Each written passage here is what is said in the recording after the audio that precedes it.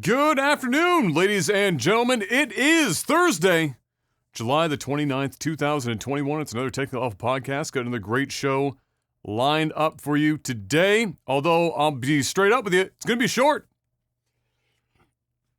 Not a lot of news this week. In the gaming or movie segment, pretty much almost zero, really. Just a couple of things to cover, so while we've given you two long ones the 2 weeks before, it's going to be a little on the shorter side today. But that happens once in a while, especially in the middle of summer. But before we get started, I've got a very important question to ask, like I do at the beginning of every single week. Mr. Black, how was your week? Another week. Nothing really spectacular happened. Until today! Today, because Kai got his hair cut, so he got his first haircut today. He did really well. Sat there for 40 minutes. Didn't move. Didn't cry. Didn't complain. So now he's snacking on some McDonald's as a treat. Attaboy. So yeah, it went well. He looks totally different. Yes. He looks older. Yeah. But yeah, other than that, been same old shit. Same old same. That's fantastic. You were writing music this week at the very least. I know that much. That was like 50% of what I saw your activity on Twitter was writing music or finding music to write to.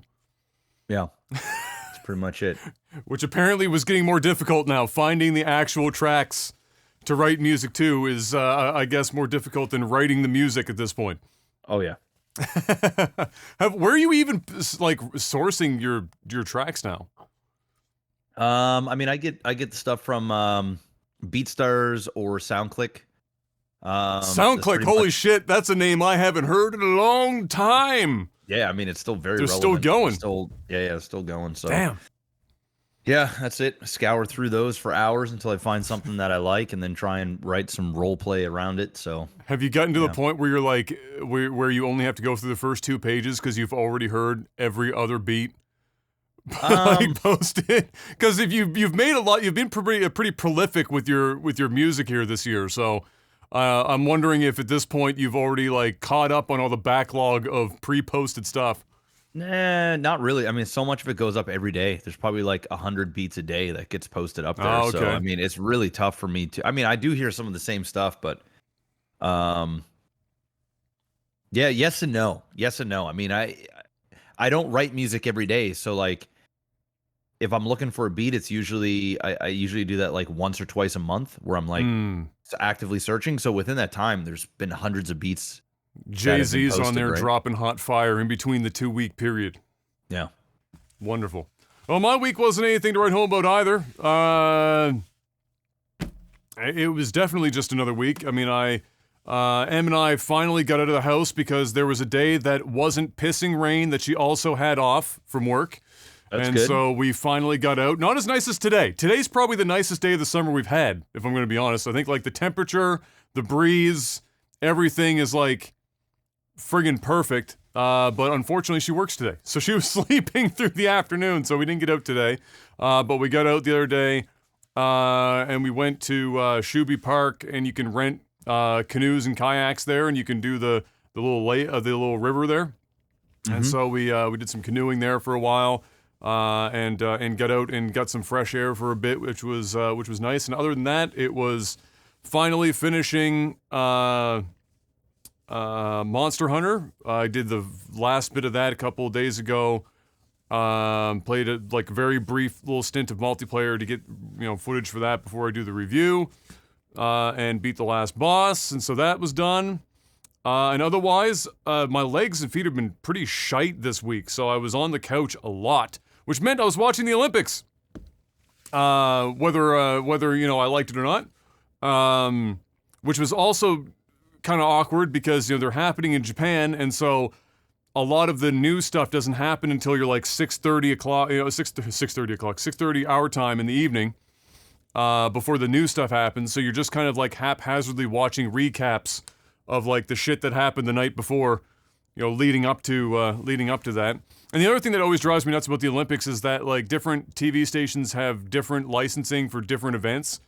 And so you're like constantly switching between channels trying to figure out which events you're going to be able to watch and which ones you give a fuck about and which one's a recap and which one's actually live television and everything else. It's just a fucking mess. But today was kind of fun. I watched a little bit of the table tennis, which is a really fun one to watch because that shit's crazy. Rockstar, once again. Rockstar's table tennis. Bring that shit back. Table tennis is fire. No surprise, on the female side, it was China versus China for the gold medal, because they're like a million miles ahead of everyone else in table tennis. And then I watched, I caught Canada not doing too bad this Olympics, actually. We're doing well in the pool. The girls specifically are doing well in the pool. And we have a 14-year-old girl that came in 4th place in a couple of events in the pool this year. And so I suspect, given another 4 years of training, she will be quite potent at the next Olympics, I suspect. So we were doing well there. And then I watched our rugby team get completely obliterated in men's rugby. Just destroyed by everyone. Literally, and they could have taken people off the streets of Japan and put them on that field, and our men's rugby team was going to get smoked every time. Our women did a little bit better until the Fiji team literally injured like half our fucking field. The Fiji women were brick walls. Some of those ladies were tough as nails. I'm pretty sure they could lift some cars up, a couple of them. And there was one time where they went shoulder to shoulder with a Canadian chick towards the end of the game, too. It sucked. There was only like 40 seconds left in the match. And Fiji was going to win anyway. But Canada was making like a push for it, trying to get some last minute, second points. And two of them went on a shoulder to shoulder collision. And the Fiji chick was like perfectly fine, stood up immediately, unfazed. Canadian chick, pretty sure dislocated her shoulder. And then, like, within 15 seconds of that, somebody else blew a tire, and they had to like take her out on a stretcher. It was the first time I saw like their new vehicles that Japan like crafted specifically for the Olympics to take people off the field. And like the whole thing watching the Olympics, it's kind of surreal this year is that Japan, like any host nation, spent fucking boatloads of money on all these venues. And there isn't a fucking person anywhere in a single seat. Anywhere. There's like 5 people. They're all coaches. And so it's kind of awkward. Like exciting stuff's happening. And the announcers are really getting into it. And in the background, it is dead. Dead silent. They didn't fill with any they didn't even put in like fake clapping or anything to make it better. So it just sounds super weird. It's like super dry. Dead audio, and then all of a sudden there's an announcer just losing his shit over everything. But it feels kind of bad because if you're these Olympians, on one hand it's probably nice because they don't, they're not as distracted by thousands and thousands of people fucking screaming and yelling and doing whatever. And then on the other hand, it must kind of suck because like some of these are like they're setting world records and everything. And there's like no fanfare, there's no anything, it's just a dead arena, you're in a pool, it's just like 3 people screaming and there's like echo from the 3 people and that's it. Although I will say the number one response to anything I saw at the Olympics so far was the Australian coach for the women's swim team. I don't know if you saw it pop up on social media yet, but his reaction is fucking incredible. The man looked like he had just won the lottery. He was screaming and yelling. He was up in the stands in like the box section or whatever. And there were a couple other people in there with him, and they were like getting the fuck out the way. This guy was like the swinging wildly and shit, and then he got over to the railing at the front where there's like this glass fucking wall on the railing. He grabs the railing and he just starts like fucking hip thrust, like he's humping the railing and just hip thrusting, and he's got these short shorts on, and so his shit's just flying around. It was a 10 out of 10 reaction, I have to admit. Nobody in the crowd, but he made up for it entirely by himself. So anyway, that was my week. Watching the Olympics and getting a couple pieces of work done. I spent today talking to car dealerships as well, because just like we were talking about the podcast before, I've got to figure out if I'm going to buy this car out or get a new lease or whatever, so I've been doing that. And that's it. And so now it's time to talk about video game stuff. Not that there was a lot, I just tried to burn as much time as possible, but let's talk about video game stuff. So, the biggest piece of news from last week was obviously the Blizzard Activision stuff. Not a lot of new material has surfaced in the last week. There is some. So one of the first things that Blizzard has done, other than like 3 or 4 different people still working at the company, and then a couple of people that don't work at the company anymore, but still, like Mike, for example, posted something. Mike Moron. Blizzard said that they are removing, unsavory or not great things from World of Warcraft that should have been handled many years ago. To which everyone said, nobody fucking cares about that right now. It's not what you should be doing, but okay. It's kind of just seems like it's performative stuff before they go to court so that they can say that they're doing something in good faith. Because that's all it seems like. But they're doing that. I don't know what they're removing. I have not a fucking clue. I'm guessing names and or something of places or characters or some dialogue and stuff that I guess would not go over well today that they haven't dealt with until this very moment, but now they are. So they did that. They posted about that. And the only other thing that I saw crop up outside of responses from people like Bobby Kotick and whatnot, who said that the company's response thus far until he showed up were tone deaf. More pictures and text specific to the Bill Crosby room that we talked about when we were reading over some of the stories that were in that accusation surface. So there are actual pictures. I'm sure you probably saw this on your timeline, Jeff. At least I assume you would. It was everywhere. More than a handful of developers in this room, all dudes. They've got a literal framed fucking picture. Somebody had to go out and buy a picture of Bill Cosby and then frame that shit. They didn't just bring a picture, they framed that motherfucker and brought it with them to the friggin' developer conference or whatever. And then in this hotel room, which they call it the Bill Cosby room, there's a picture of like all of them, and then like there's a guy in the center holding this framed picture of Bill in the middle, and then there was a couple of other pictures that cropped up with that same picture of Bill in other areas, and then there was actual like text messages that surfaced in relation to the room, and I have a sneaking suspicion several of those guys are going to have a hard time finding work after this, but that's on them, I guess. There was a lot of talk about like, you can't marry them all, and the guy was like, yes, I can, I'm like Middle Eastern or whatever the fuck, or you can't, and then they were like, sorry, you can't fuck them all, and like it was the Bill, bring them up, I'm bringing up the bitches or the girls to the Bill Cosby room. I was like, oh my god, what who the fuck are these people? What the shit? And when I saw that it was framed, that's what did it for me. That's actually the thing that sent me over the moon, was like, these guys, and one thing if you just printed like a fucking poster of Bill Cosby or some shit, these guys went out of their way to frame that bitch. And bring, that's an extra step. That's an extra step they had to physically fucking do and think about and do. So anyway, that was the only other thing that came up in terms of like new news. Employees did hold a walkout at Blizzard on yesterday, as well. And then Ubisoft, a lot of Ubisoft employees, I can't remember the number now, but they wrote an open letter in solidarity with the Blizzard employees because Ubisoft employees are going through basically the same shit like we talked about last week, that the Blizzard and Activision employees are. And so they wrote an open letter in solidarity with them, and then also called out Ubisoft for basically still not doing anything. After all of this shit has come out, it's like they're just waiting for it all to blow over and not actually have to do anything. But this gives them another opportunity, the employees, to put a spotlight on what's happening at Ubisoft as well and say, hey, it's happening at Activision Blizzard, we've already shown that it's happening here, and nothing has changed. In fact, the people are mostly entirely still in their positions at these companies, at Ubisoft. They haven't gone anywhere. So, so that happened as well. And that's kind of the only real updates on that from the last week. I'm sure more stuff is going to start surfacing. The Jason Schreier has been apparently collecting stuff for, I think he's either said many, many months now or over a year in regards to this.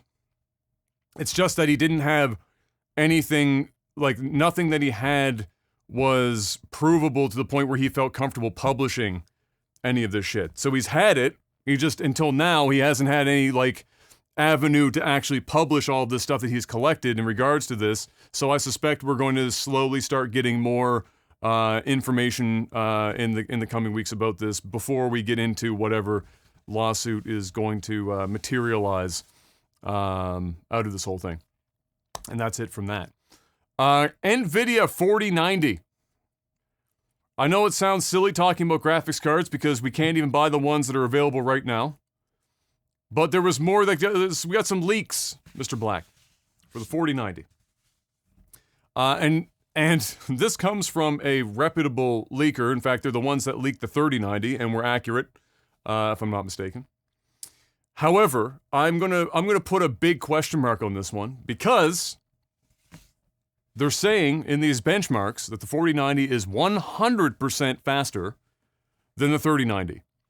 That is a fucking astronomical leap. That is a one Jeff Bezos into space type fucking catastrophic jump between generations. We're lucky usually if we can irk 30% of a difference between generations. This at 100% and 100% at the highest end, 3090 to 4090. Honestly, it doesn't even make sense to me. So I'm going to put a big doubt on that 100%. But this does come from the guys that have been accurate in the past, and so we're going to have to wait and see if they continue their hot streak with this. But I can't even imagine what that would be like. That'd be insane. Every crypto miner on Earth right now is jerking off just to the thought of this possibly being a real thing. 100% faster than a 3090? Imagine all of the Doge coins, Mr. Black. Imagine the Bitcoins. The 0.0003 you could still mine could still happen. And yes, you might spend more in electricity to mine that 0.003 Bitcoin than you actually would be able to get out of selling that Bitcoin in the next decade. But that's okay! It's the thought that counts. And whether or not we can buy one of these bad boys in the future, God only knows. But I suspect we're going to see that towards the end of the year or into the summer of next, sometime in that window. Parts for electronics are like impossible still, so I doubt it's going to be super, super soon. But all the same, that's a huge leap. So I'm interested, because if they come out and legitimately manage to double that, goddamn. It might actually get me to upgrade at that point. I might legitimately have to invest in a 4 series.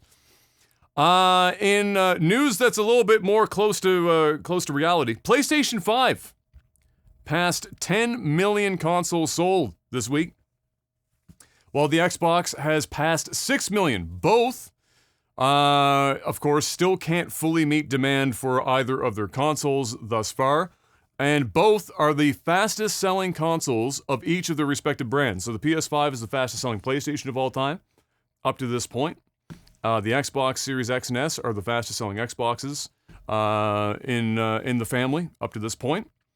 And I suspect that this has to do a little bit, well, I mean, I think this highlights, is what I should say, just how much of an effect the pandemic had on the adoption of video games as a thing. The market, everywhere you look, is like 2, maybe even almost 3 years maybe ahead of where it probably should be in terms of growth. But the pandemic really put a fast forward button on that for adoption. And so we're seeing it here as well with these console sales. It's just nuts. The fact that you can't even find a PS5 or an Xbox most of the time, but they've still already managed to sell 10 million and 6 million consoles, tells you everything you need to know. A lot of people out there looking to get into the console market. So congrats to both both PlayStation and Xbox for making that happen. In relation to Sony, we got more news about their storage expansion. So we talked about this way long time ago about the when we were discussing the this is before the consoles even launched, where it was the differences between how Xbox and Sony were going to tackle storage expansion for their consoles, which is a relatively important topic because, of course, games are getting bigger and bigger in size, and you only have so much room, and depending on who you are, some people like to just hoard their games and have them all installed at the same time. They're not the type that likes to uninstall them and reinstall later on. They want to just keep 30 fucking games installed at a time. And so this becomes an important topic because both consoles only came with a terabyte of storage. And I say that loosely because I think the Xbox really ended up after operating system and everything. I think they're in the 800 gigabyte territory, and I think PlayStation is using not even a 1 terabyte drive. I think it's an 800 and something that ends up spitting out 660 something gigs. So they're not even a terabyte apiece on either side of the fence. And when you take into consideration how big these games are getting, that's not a lot of space. So these expansions, like I said, become important. PS5 just certified their first drive. It's still in beta. All this stuff is in beta. And in fact, the firmware that even allows you to expand your PS5's internal storage right now is only rolling out, like, starting today. Like, people are only now just starting to get the beta version of the firmware that would allow them to test this functionality out. It's not even confirmed to be working for sure, but they did certify their first NVMe drive today, and that's the Seagate FireCuda 5300, right? No, 530, sorry. Extra zero added. So the Seagate FireCuda 530. I think it has like a max speed of read or write, I can't remember which one, of 7700. That's really fucking fast. It's faster than the internal of the PlayStation in terms of raw numbers. But that's the one that they've greenlit. So, at least for now. They did also put the other specs up for what you need the drive to be able to do to even have a hope for it to do what it has to do for the PS5, but we'll get to that in a second. So for this one, that is certified, and it's the only one thus far, because again, we're still in early days here. They've got, what, 4 flavors here of drive size. You get a 500 gig, a 1 terabyte, a 2 terabyte, and a 4 terabyte. The 500 gig on its own, more or less like we just discussed it, having 600 and something gigs in console, you're basically doubling your console space just at 500 gig. So that's not the worst idea. It's 149 US. That's pretty reasonable for doubling your storage capacity. So that's not too bad. After that, it starts to just kind of go to the moon. So at 1 terabyte, you're looking at $254.99. Again, this is all US pricing. 2 terabyte, $514. And I suspect most people are going to want to either do 1 or 2 terabyte. That's probably the size that a lot of people are going to be searching for. And then the 4 terabyte is, don't even think about it, $999 US. Just don't even field that idea. If your ass is stupid enough to spend nearly twice the cost of the console on upgrading the fucking storage, you're a lost soul. But the option's there. If you want to go that route, I guess all the fucking power to you. But $999 for a storage expansion might be a bit steep. I think that 149 to 500 is fine. I think you can almost get away with the 254 at 1 terabyte. But anything higher than that, I mean, 2 terabyte for 514, you're already like the price of the console. That's just going to be a no. You're going to wait until these things come down in price before buying into that shit. So that's where we're at right now. There are other options. It is just that they're not certified completely. So there is an outline that Sony posted that kind of goes over this whole thing. Where's my cursor? There it is. So I'll just read some of this out, and then you'll get an idea of what you're looking at. And again, this is for beta testing purposes only. So really, if you're doing this, be mindful until this is like completely launched. So it's a PCIe Gen 4 X4 M2 NVMe SSD is the type of drive that you're going to be buying. It's 250 to 4 terabyte is the capacity that the PlayStation 5 will recognize. You can't go any lower, you can't go any higher than that at this time. Using an M2 SSD with your PS5 console requires effective heat dissipation with a cooling structure, such as a heatsink. You can attach one to your M2 SSD yourself, either in a single-sided format or double-sided format. There are also M2 SSDs that have cooling structures, such as heat sinks, built in. So that's an important piece there because, NVMEs do run a little on the hot side, and you'll lose performance like anything if it heats up too much. And so you're going to want to have one that has a decent heatsink on it. And it will be definitely one of those things where YouTube channels that properly test the thermals for several drives will come in handy here in the future when we start testing these things out to see which ones will even work. This is all quoting from Sony, by the way, this following. You should carefully review drive specifications prior to purchase and contact the vendor or manufacturer if you need further information. Sony, SIE, Sony Interactive Entertainment cannot guarantee that all M2 SSD devices that meet the described specifications will work with your console, and assumes no responsibility for the selection, performance, or use of third-party products.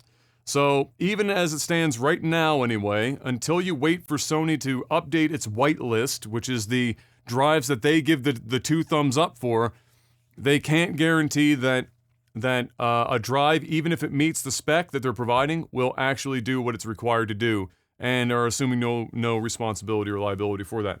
Not all games are necessarily playable with the exact same performance provided by the PS5 console's internal ultra-high-speed SSD, even where the M2 SSD device's sequential read speed is faster than 5500.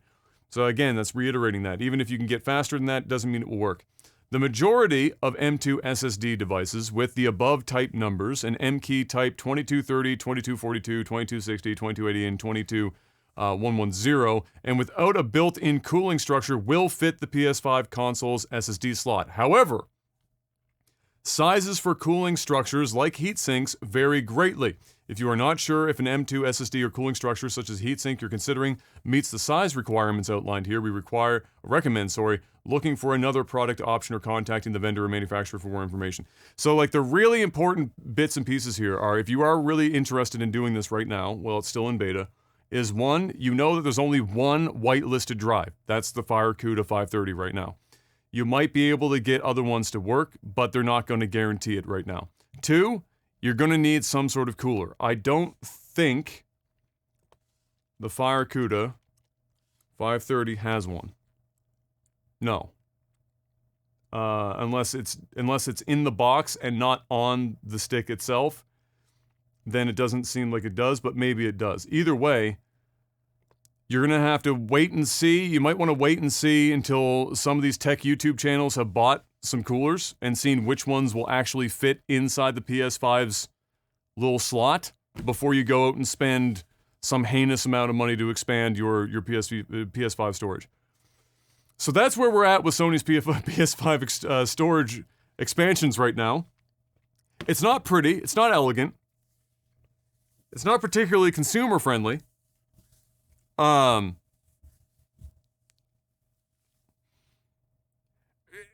know, I'll say this and I'll ask Jeff what his thoughts are on this. You know, the reality is that the actual installation of the drive is not particularly difficult.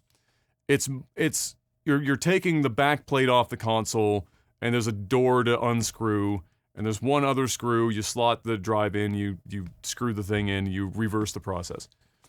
That's not probably the biggest hurdle here. The biggest hurdle that Sony's going to probably face is people buying or choosing the wrong drive and trying to install this drive that doesn't meet the spec or just doesn't work, and then coming to Sony instead of going to, well, because that's where they're going to go, because they're going to. So how do you remedy that? Well, the consumer ultimately ends up relying on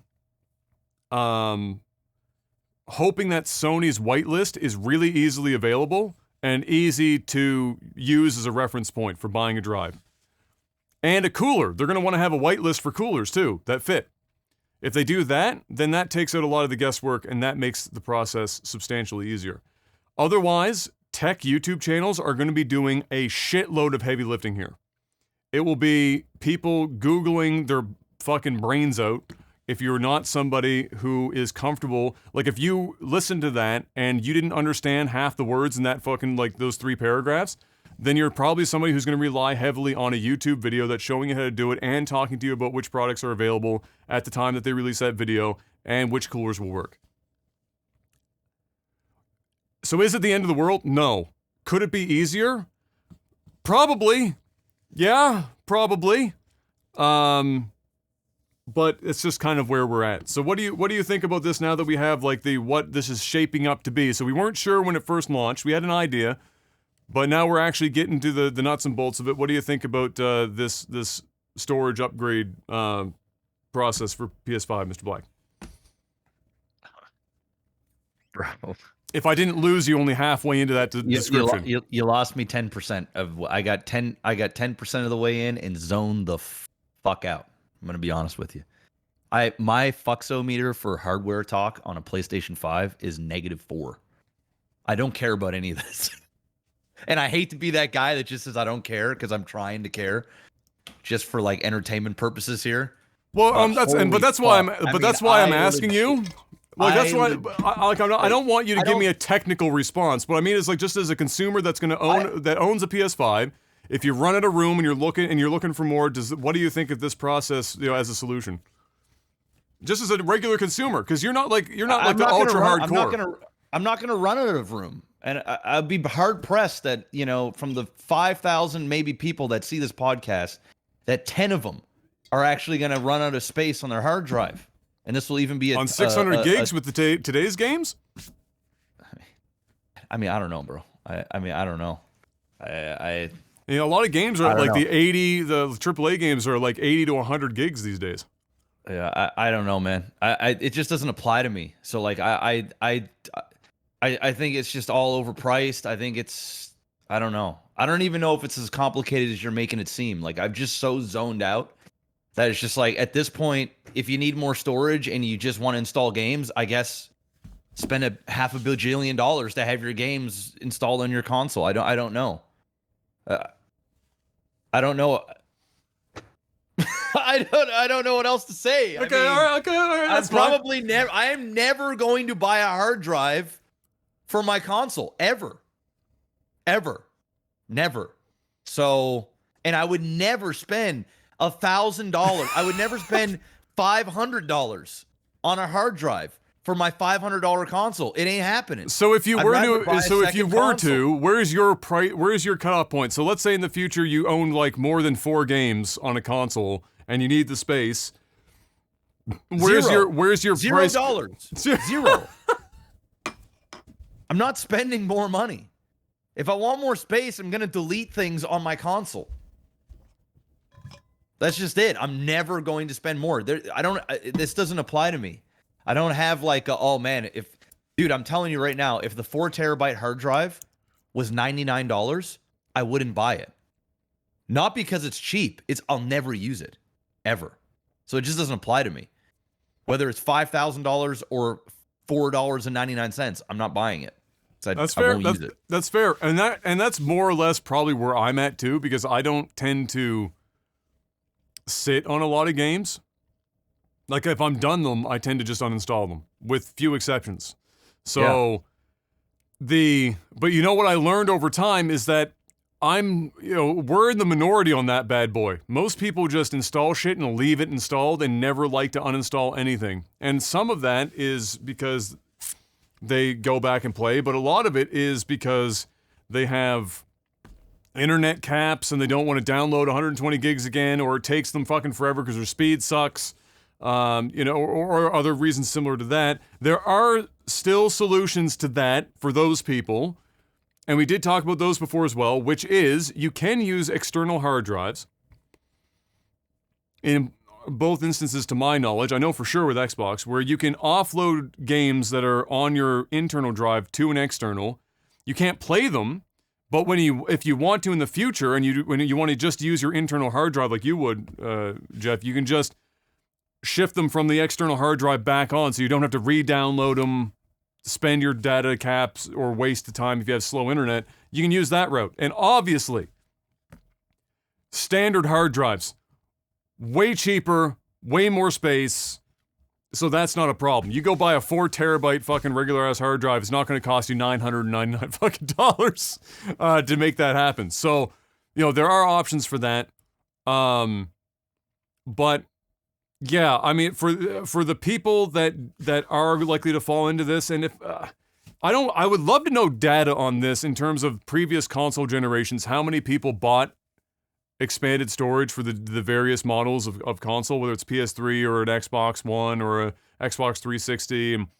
Because I know a lot of friends that had 360s that did buy the external hard drive stuff, for example. I didn't know as many people that did the PlayStation side.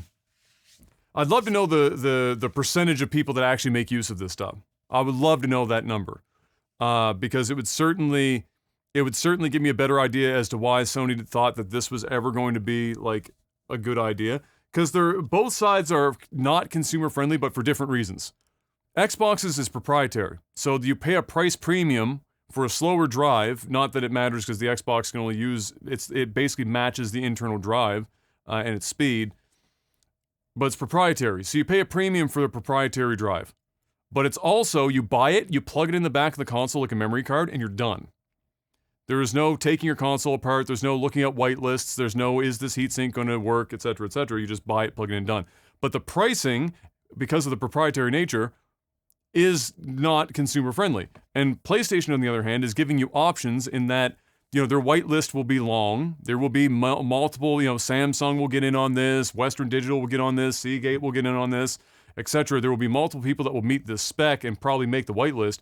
So it will give them more options, but it's a much more complicated, in order to give people that freedom, you end up making the process a little bit more complicated and not as plug and play and easy, and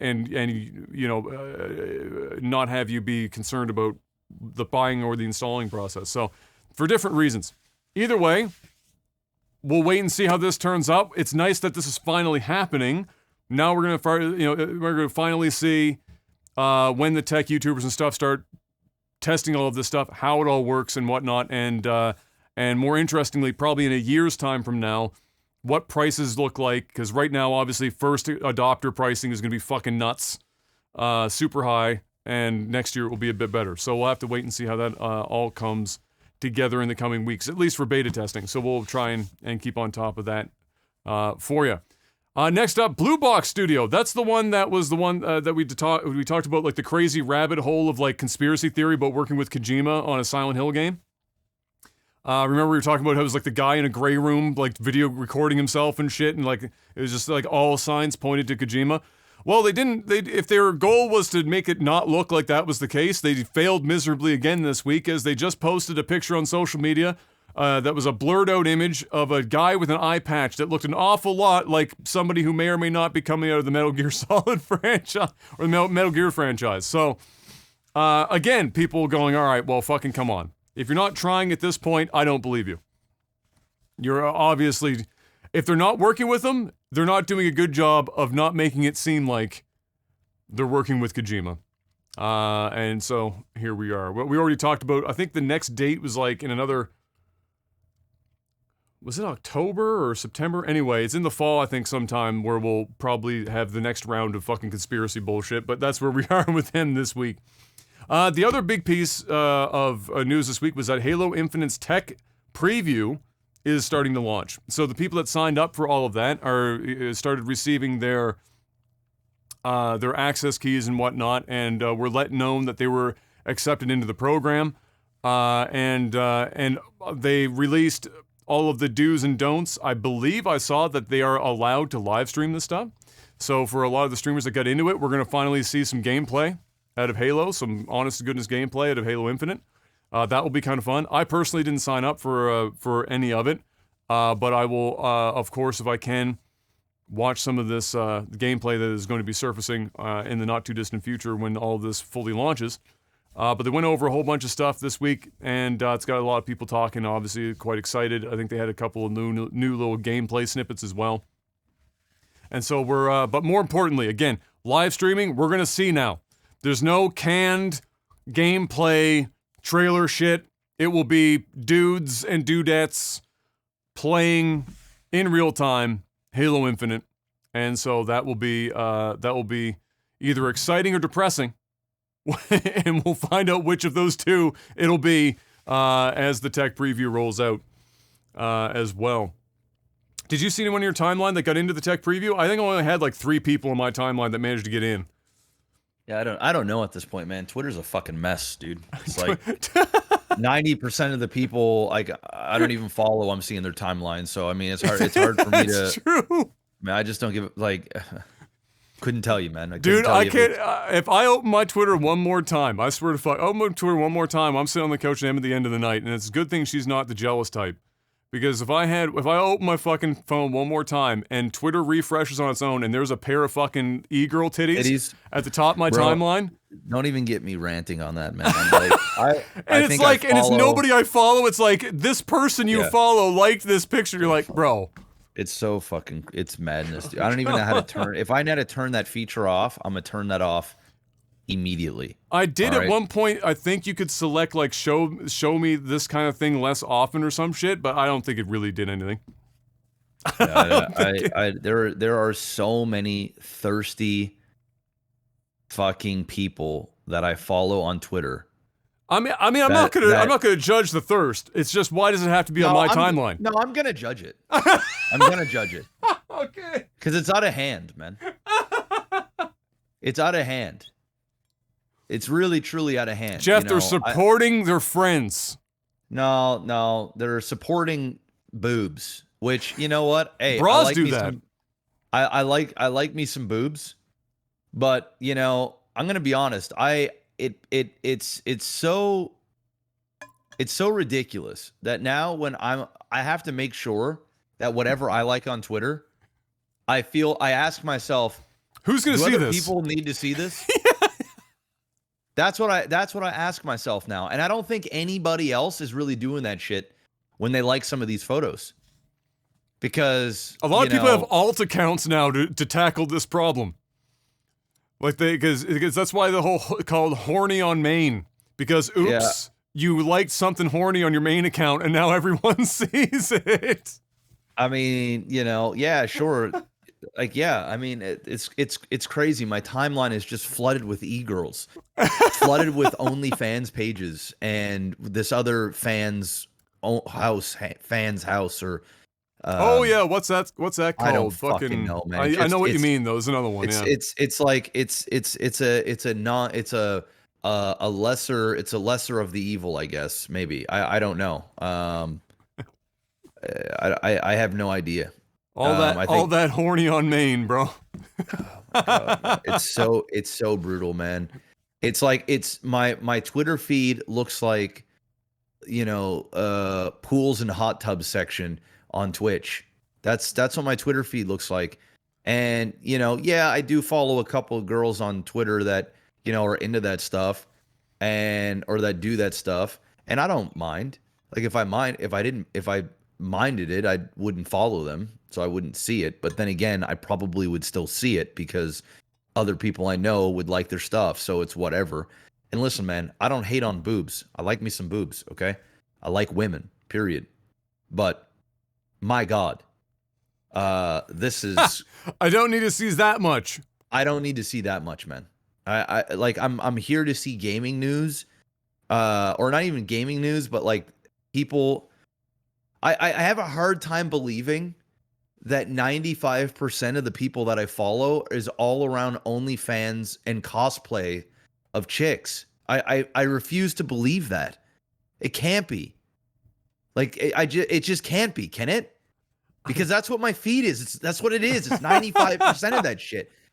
And I just, what happened to the days where I could see like, you know, somebody's cat or like fucking show me a motivational it's a different kind of pussy on your timeline now, Jeff. It is a different kind of pussy, you know? And like, it's fine to see once in a while, but like all day, every day, it's like, man, come on, guys. There's one or two people I follow that they'll go on like streaks. It must be like they're in bed at night, they got the candles turned on, they're getting ready or some shit, because they'll like, I don't know, like fucking 10 of them in a row, and 4 of them will appear on my timeline in sequence. And so I'll like turn on my phone, and you know how Twitter will like refresh your timeline as soon as you like open the app for the first time?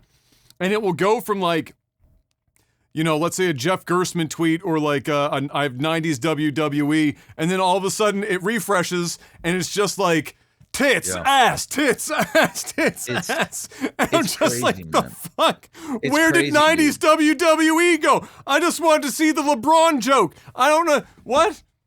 Yeah, I feel bad too, man, because like, it's gonna get to the point where I'm just gonna have to start unfollowing a fuck ton of people that just do this stuff all the time. And it's the same shit. It's like just super really famous social media chicks and like these dudes. I'm just thinking to myself, like, man, really, bro, you're liking that photo too? Like I get it, but like, come on, man.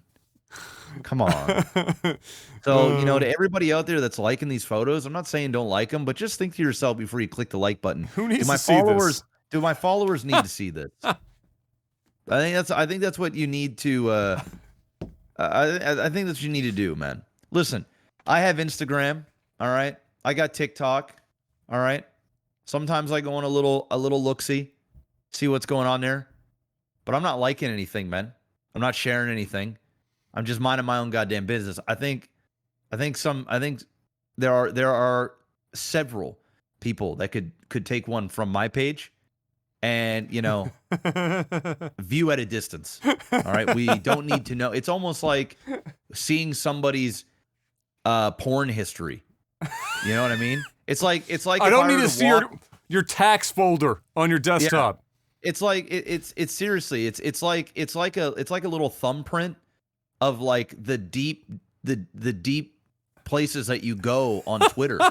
And it's just like, dude, you got to think to yourself, man, how does this look to the people that are following me right now? Thankfully, I haven't seen any legit porn pop up on my Twitter. No, I mean, some of it's borderline.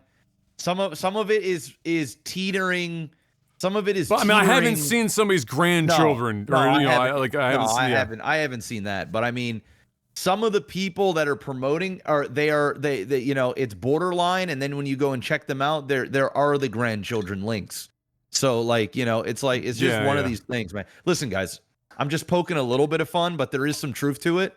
It's a little crazy. Now that Adam brought it up and he's talking about the timeline, I'm kind of there too. I'm actually fully there. Like, if I was going through my Twitter feed and I had like maybe 5 of these photos or posts pop up periodically, maybe I'd enjoy it a little bit more. Maybe it's tastefully done where it's like, oh, okay, hey, that's all right. I'm not hating on that. I'm not, okay, that's all right. But when it's nonstop, it's kind of like the thing, like, after you nut, you just stop watching porn and you almost feel gross afterwards. It's the post-nut clarity, bro. Yeah, it's the post-nut clarity. It's just like I'm seeing this shit so much that I'm almost in a constant state of post-nut clarity where I'm like, I just don't want to see this right now. Like, I don't want to see this right now. That's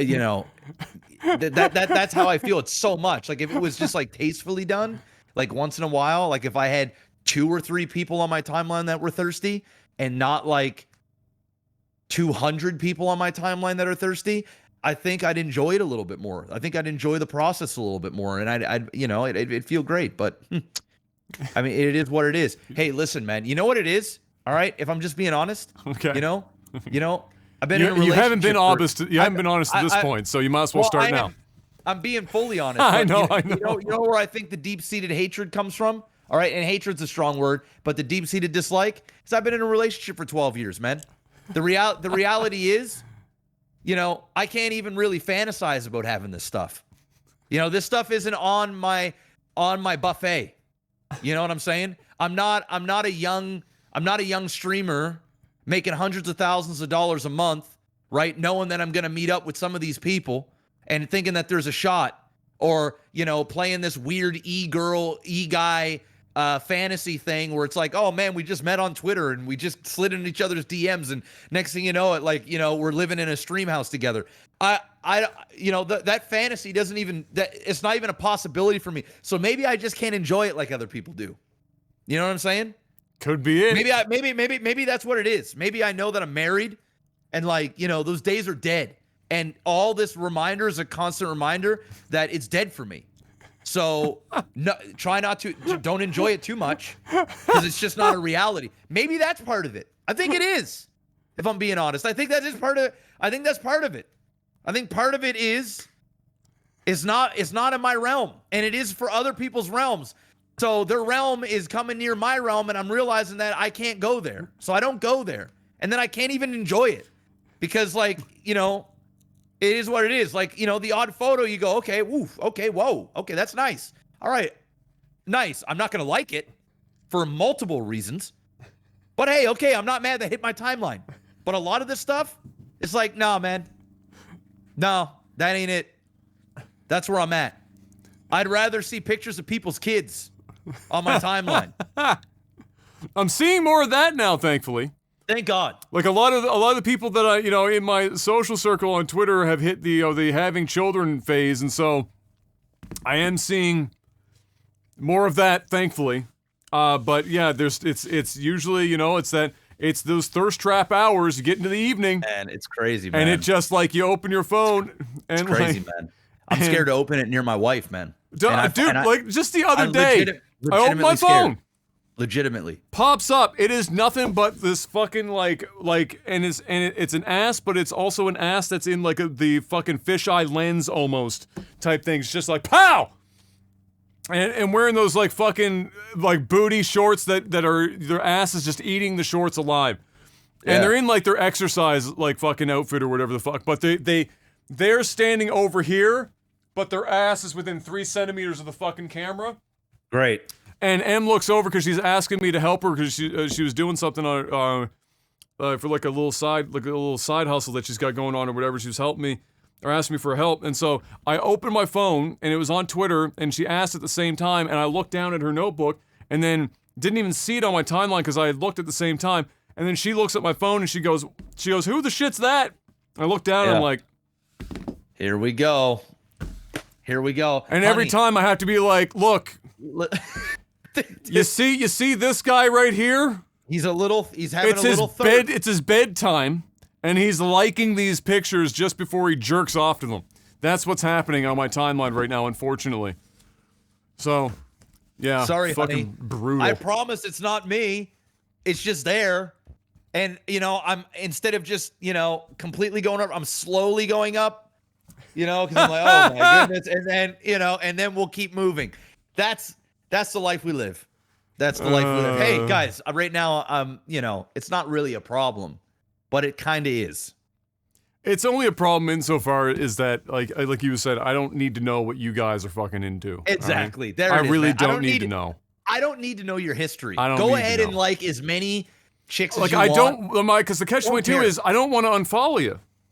No, I don't. Because I like you. But I also don't want to see all the shit that you're low-key rubbing one out to at 2 o'clock in the morning. I'm with you on that, Adam. I don't need that. You. Listen, you can rub one out as much as you like. Absolutely. I don't care. You don't have to hit the like button. I need to know. Yeah, I don't. Yeah, don't hit the like button. Don't hit the like.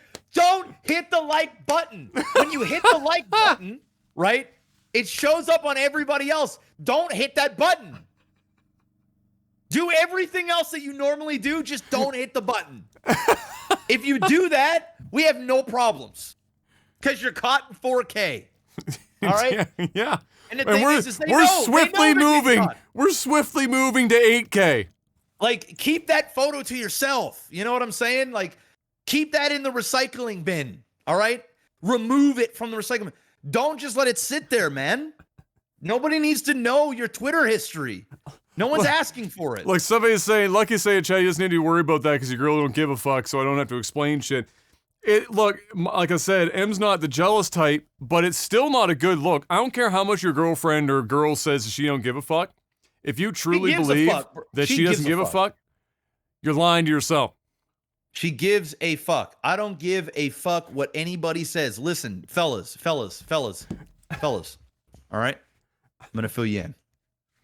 Just in case you don't know. Women, most women, all right? There are the outliers, all right? Women, when they see you looking at other women, that's a problem. Especially in that context, there are several things that are going to go through their minds. Number one, oh man, she's cuter than me. She's hitting the gym a little more. She got a nice ass. I wish my ass looked like that. I don't get titties like that. Why is my man liking her photos, not mine? Why is my man looking at these photos when I'm right here beside him? Listen, fellas, you know what that is? You know what that is? That's like you walking on the boardwalk with your lady and a fine piece walks by. Now, if you're by yourself, go ahead. Turn around and take a look. Okay? But when you're with your woman, I know it's tough. All right, fellas. Eyes you know where I'm forward going with this. or down. Eyes forward or eyes down. Do not make eye contact. Do not turn your head. Do not even accidentally drop your hat and you got to pick it up and take a look while you're down there. Shit, you might want to point at a cloud in the sky and say, oh, hey, that's kind of shaped like your amazing ass, honey. In fact, anything but.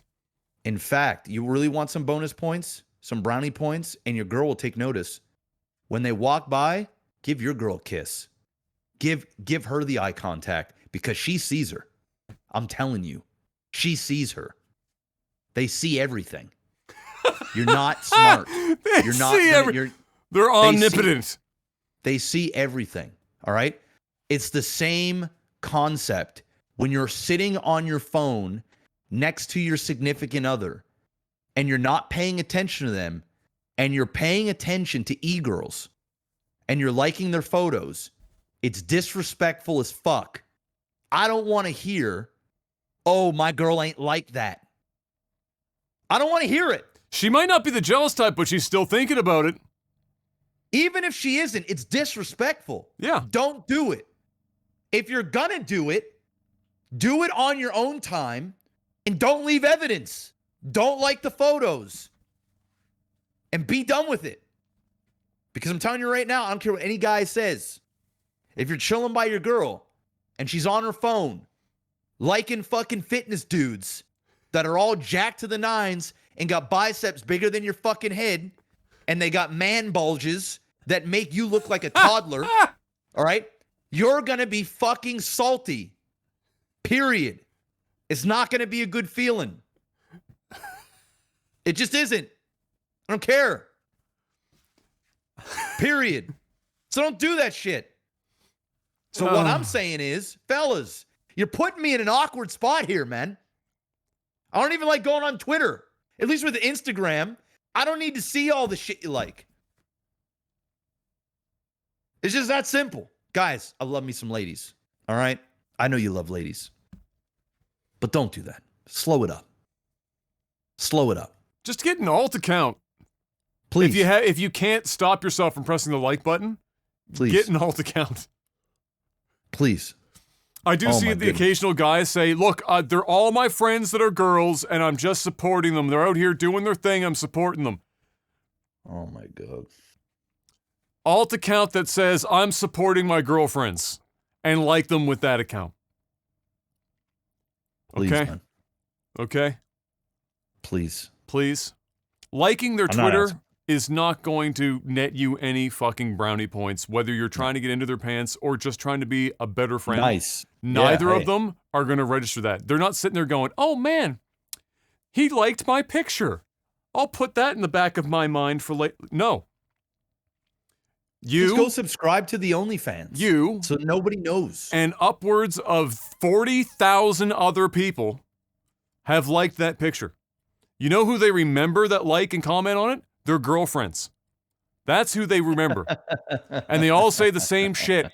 Oh my God, step on me, queen. And then the response from like the original poster that put the picture up is like, oh no, you're so much prettier than me. And there's like 6 fucking emoticons they use. Oh, fierce.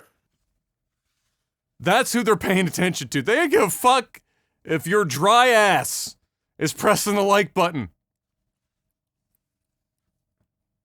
Even a little bit. We're off topic, but that's okay. There wasn't much to talk about this week anyway. I don't care. I don't know how that came up, but it's true. Stop the madness. Slow it down a little bit. You don't even need to stop altogether. Just slow it down. Yeah. Like whatever you're doing, just cut it in like a tenth. Pump the brakes. Just pump them a little bit, man. God damn. And I'm just going to say it, man. Fuck it. Since we're going there, I'm just going to say it. Oh, no. Some of the shit y'all liking is nasty, man. I'm just going to say it. Some of the shit y'all liking is nasty. It's gross. Some of it's real nice. But a lot of it is nasty. You know what gets me going? The fact that we've hit a certain point in social media that girls are posting like completely innocent pictures of themselves with their significant others usually, but they're barefoot like on the beach or some shit, and they gotta put smiley faces over crazy. top of their feet because that's where we're at. That shit blows my fucking mind. Yeah, bro. Yeah, bro. It's a wild world we live in, man. Like what? It's a wild world we live in. Some of you motherfuckers need Jesus. Whether you want him or not, you need to let Jesus in. Seriously, man, I don't even believe in Jesus, and y'all need him bad, man. Y'all need him. You need to believe in something, man. Oh my goodness gracious. Oh my god. Fuck me. Oh, fucking censoring your toes with emoji. That's where we're at in 2021. Fucking, oh my god. Anyway. Microsoft Flight Simulator came out on the Xbox Series X and S this week, and is just doing gangbusters. Everyone's fucking loving it.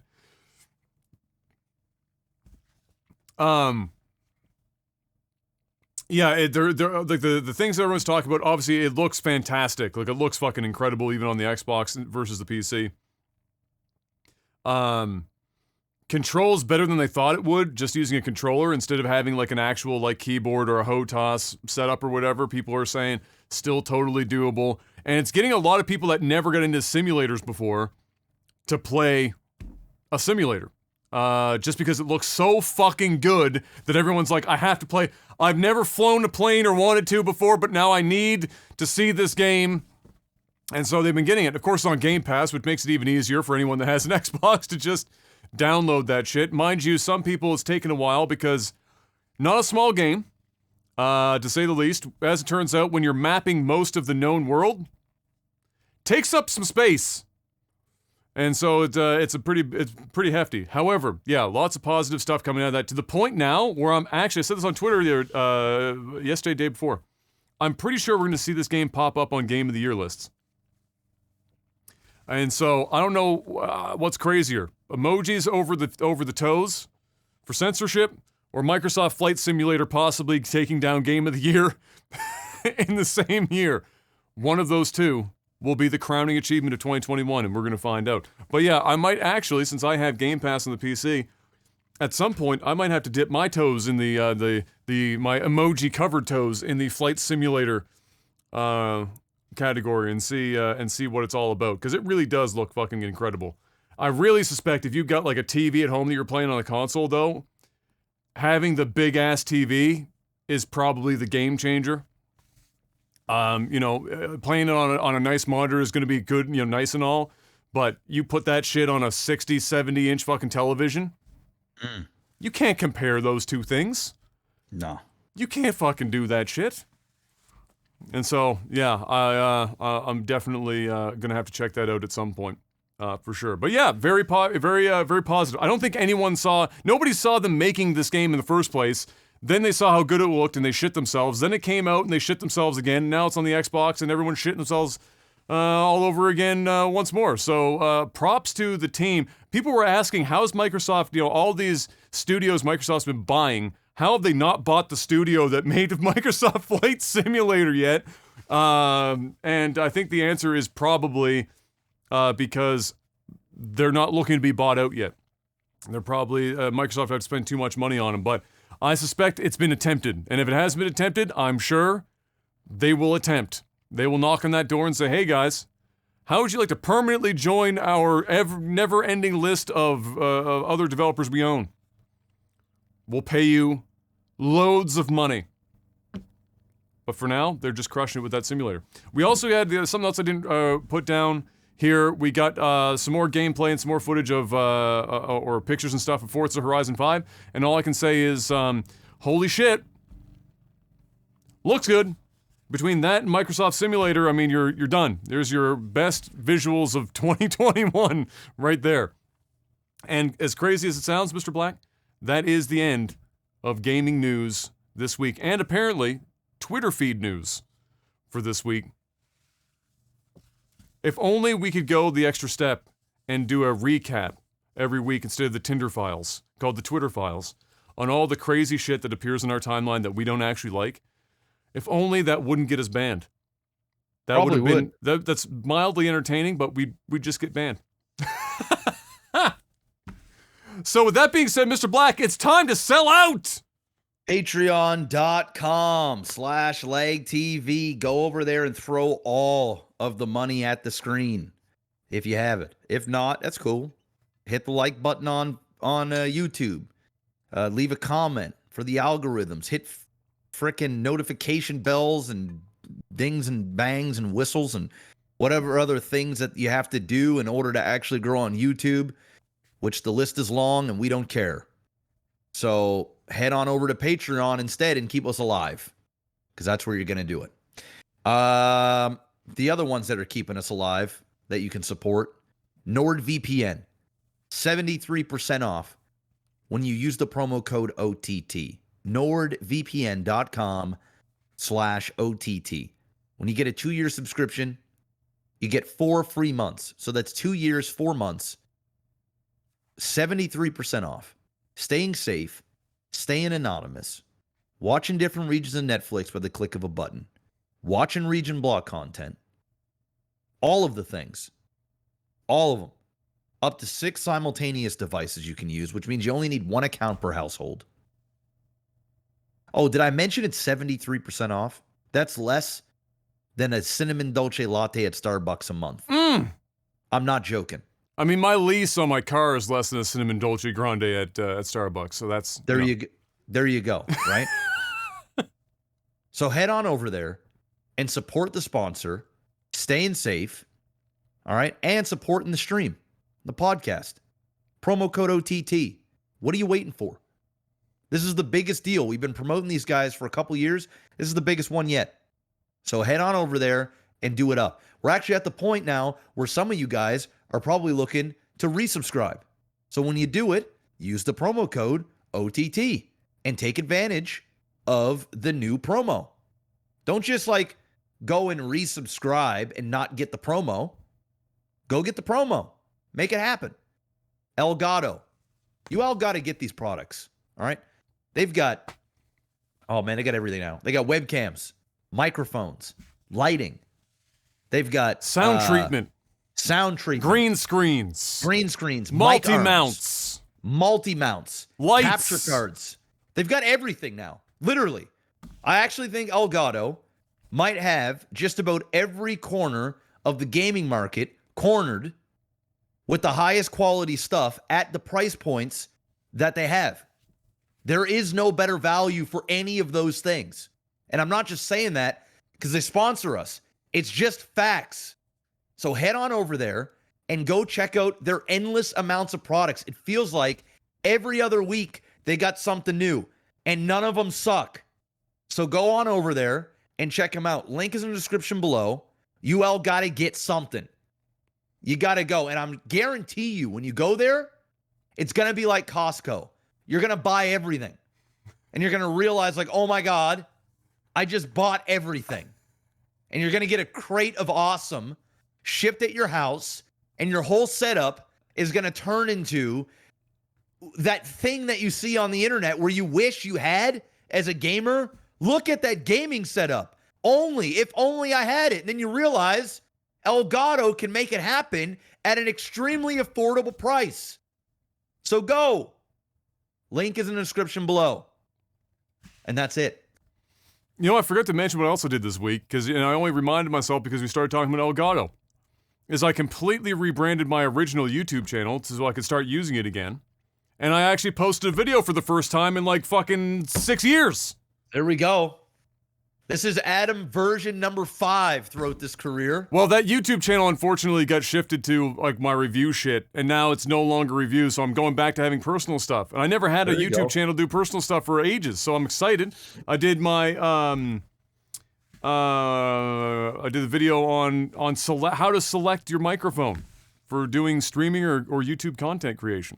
Oh, was the first video because it was the most requested video I've had probably years and years and years. So I did that. Got my new logo for the channel. Got a new name. I finally dumped War on Twitter and all of my socials. So it's just on Twitter and everything else. It's that Nova instead of Nova War now. And then on YouTube, it's Not I on am. Twitch? It's You now didn't I change it am on Nova. Twitch? I can't. Why? Because so on YouTube I have I am Nova is the name on YouTube, and on Twitch, I am Nova is taken. Is it active though? Because if it's not active, your account is. It's not like they're not streaming, but the account is active, and they only deactivate once every if they aren't active for 12 straight months. And the problem now, what makes it even more difficult, is that Twitch logins can be used for logins to other sites. And so if that login is used somewhere else, even if they're not even actively on Twitch anymore, it refreshes the fucking clock. I DM'd them. I was like, hey, if you want to talk about this, I'll pay you whatever the fuck you want. Exchange this name. If you don't give a fuck about the name, all the better. To try and get that ball rolling, but that one's a bit more of a challenge because I wanted YouTube and Twitch to be the same, and then all of my social media I wanted to be something. I picked something that I could get everywhere because I couldn't get I am Nova because I am Nova was used on fucking every platform, and so but I could get it's that Nova, and so that's everything now. So even though I don't use them, I locked them up. So TikTok, I've got Instagram, I've got, even though I don't actively use them right now, Twitter, etc., etc. And I got the new logo, which I'm super excited about. I don't want to spend the money to buy new speaker cloth, but I got the new logo going. So that was what I did this week. Other than that, to finally get rid of War in my name. I never wanted it, even when we played Brood War as a kid. I just had no options. Nova was taken. And it would have been impossible to get Nova on Twitter in 2010 anyway. You don't just simply fucking get a 4-letter long Twitter tag now or 10 years ago. It's just not gonna happen. So that was something else that happened. Just dawned on me because I mentioned Elgato products obviously 3 times in that video that I did because it's impossible not to when discussing microphones for this kind of line of work. And now it's time for Mr. Black, new segment. Movies and TV. There's one. Wow, that wasn't even musical. Just fucking just said that one straight. Sometimes you gotta do it. Ghostbusters Afterlife trailer 2 dropped. Do you see that yet? Do you watch that? What were your thoughts on that trailer? Looks better than the last Ghostbusters. Yes. That's not a hard feat to do. That's not a high bar. In fact, there might not even be a bar to jump.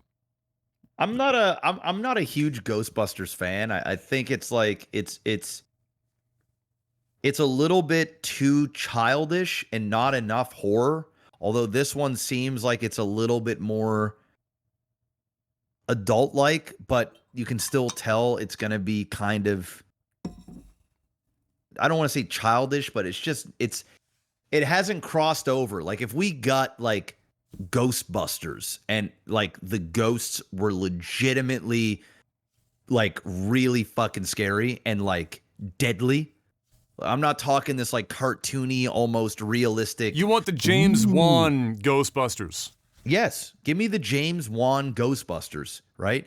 Give me the Conjuring in Ghostbusters where shit is just dark, grimy, and it's not that doom doom doom doom doom doom. Even the something strange in the neighborhood. The originals were comedy horrors, right? They were never straight horror. So I think that's probably and that's just it. But I think in order for me to get fully on board with Ghostbusters, I'd want to see them just go to the dark side. Just go to the oh my god. These ghosts will fucking kill us bad. Not throw up slime on you, but really eat you. These things will get you. That's what I want. Rated R Ghostbusters. Just some hardcore shit. Until then, meh. I mean, I'm not I can't. There are Ghostbusters fans, right? Legit fucking hardcore fans. I'm not one of them. I like Ghostbusters. I really enjoyed. I don't really have any love for the second one in that I didn't like it nearly as much as the first. I didn't think Ghostbusters 2 even needed to exist, really. But I still liked it, just not as much as the first Ghostbusters.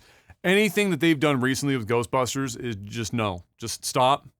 I want to forget that any of that was even fielded as an idea. Yeah. The sheer fact that Dan Aykroyd and Bill Murray publicly talked about how they've had scripts and stuff to get the guys back together to do, a continuation with that crew, and it just never materialized, should probably tell you all you need to know about Ghostbusters. That you probably shouldn't, fuck around with it too much. It just feels so 80s, Which you know what though? 5 years ago, that would have been like the time to do this. Was 5 years ago when they had just started with what's that Netflix show called to get Stranger Things and shit. The 80s vibe was on like this fucking rocketed huge thing. Now everyone's into the 60s, 90s. Yeah, it's I don't know, man. It's just.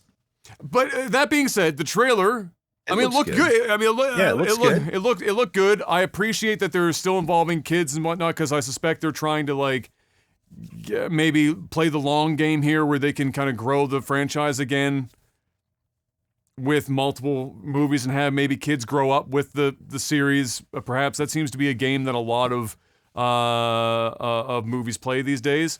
So.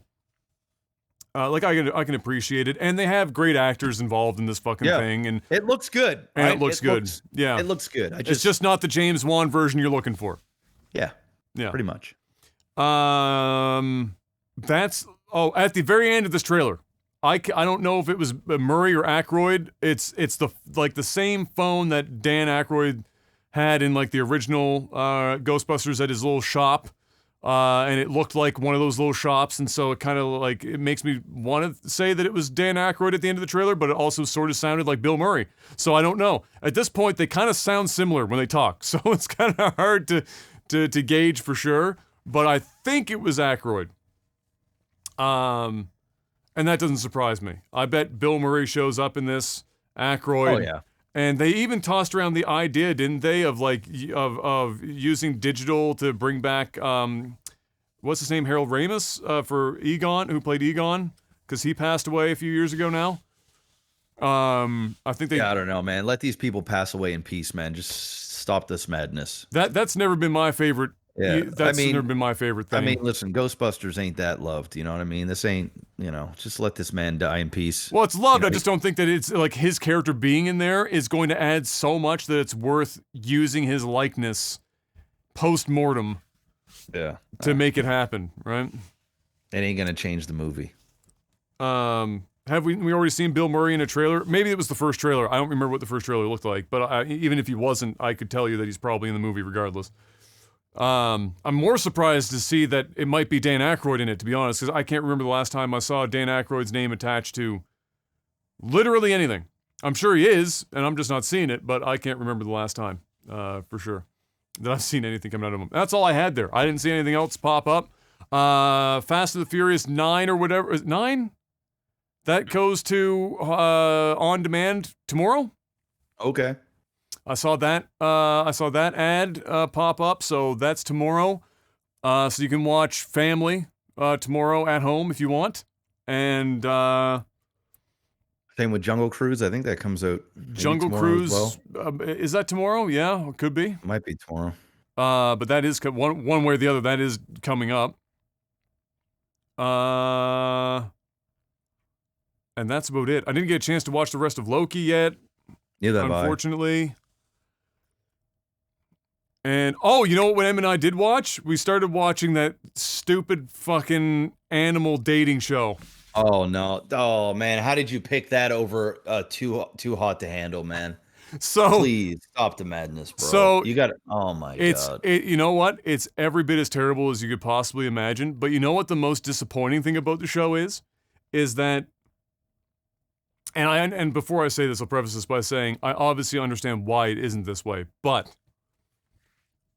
the whole premise of the show is that these people are supposed to go on these like 1 or 2 dates or whatever and see if they want to continue dating. They pick one person, whatever, but they don't see what each other looks like. They just get like these crazy fucking get-ups or whatever.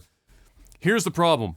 I don't think there's anyone that's like lower than a 7 I've seen on this show so far, man or woman. Like, they're all attractive. Like, unless you land somebody that you're not into, like, you're not into like Asian guys or girls, or you're not into like maybe you're not into white guys and girls, or you're not like whatever. You have a preference, and that turns out to be the case. Other than that, they're all attractive. Like literally, all of them are attractive. So like the whole premise of the show being you're supposed to like get to know somebody without the visual is completely wasted, because at the end everyone comes out and everyone's like, "Holy shit, you're really good looking." You're like, "Oh, wow, what a surprise." Oh, we're all models. Wow. What do you do for a living? I'm a model. What do you do for a living? I'm a model. Oh, wow. Dude, axe that show, man. Go and watch Too Hot to Handle, man. That's more models. Dude, yeah, but it is. But like actual TV. models. It's good TV, man. It's good TV. But you know what else is similar, though? They had that, like, other one, and we watched a couple episodes last night because they had new episodes come out about after the fact. Is it Love is Blind? Where they're in pods, and they didn't even see each other at all. All they could do was talk amongst each other, and then they chose each other at the end. I heard about Same thing, everyone, smoke show, basically, from, like, top to bottom. Like, nobody's ugly. So it's just like at the end of the day, it was like, unless you really got somebody that's way outside your wheelhouse in terms of what you're attracted to, bro, it's like every one of them are like basically fucking models. It's just insane. So I'm waiting for that show, but with actually some people that aren't like, they're just average people. You're not gonna get that, man, because it's. But how much more salacious is it at the end when they come out and they recognize that they legit over the course of like 3 weeks, 4 weeks, develop feelings for somebody that they've never seen before, without any visual, and then they come out and they're not the thing. I mean, that's so much spicier. Adam, that's a fairy tale. All right, that actually doesn't happen. All right. But then when they see them, it's but then you get like the "I'm not attracted to you." Like that's the producer's wet dream. It's all the drama that comes out afterwards, where it's like the examination of them trying to figure out how they can get away from the fact that they don't really like the look of this person. They need attractive people that are going to keep people watching until the end of the reveal. Right. They want to get a bunch of models together, a bunch of Instagram followers, Twitter followers. It's reality. It's reality TV. You know? Bro, it is what it is. Too Hot to Handle knows what it is.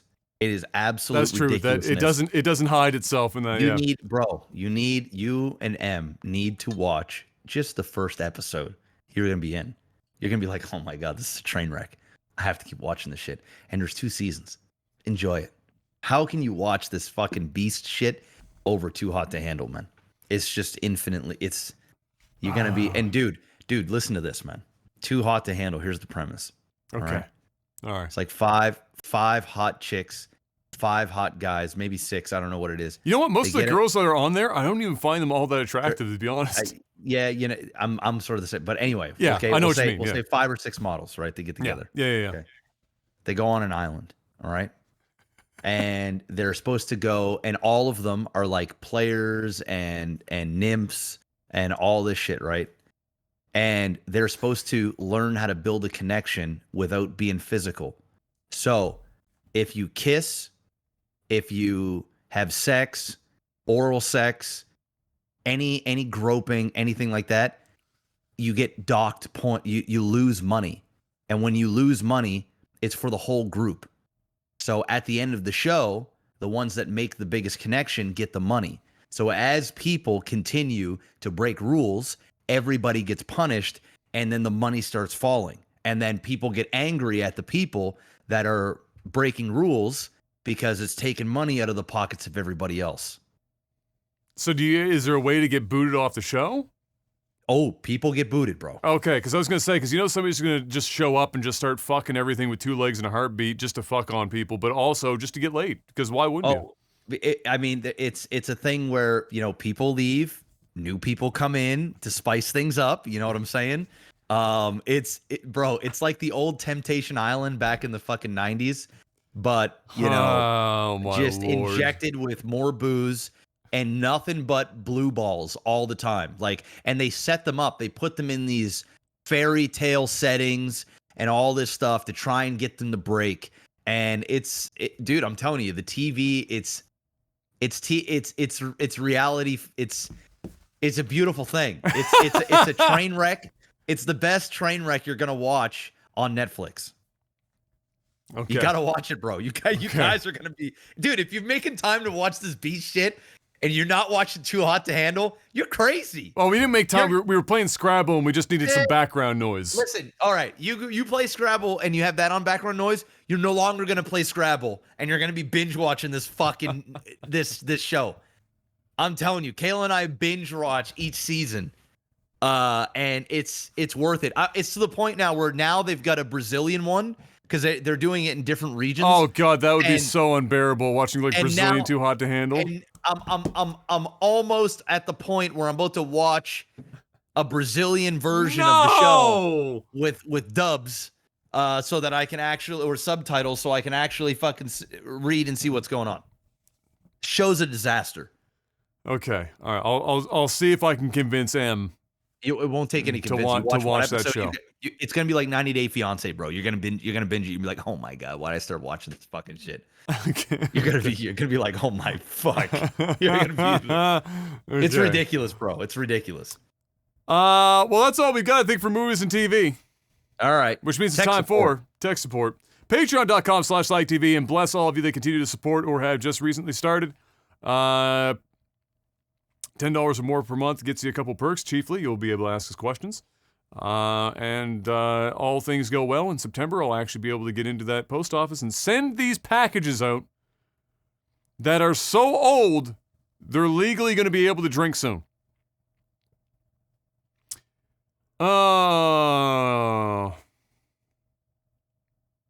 Let's see what we got here. Dan Jim the Dragonfly has, well, it's more of a statement followed by a question. The 90s was the best decade. Do you agree?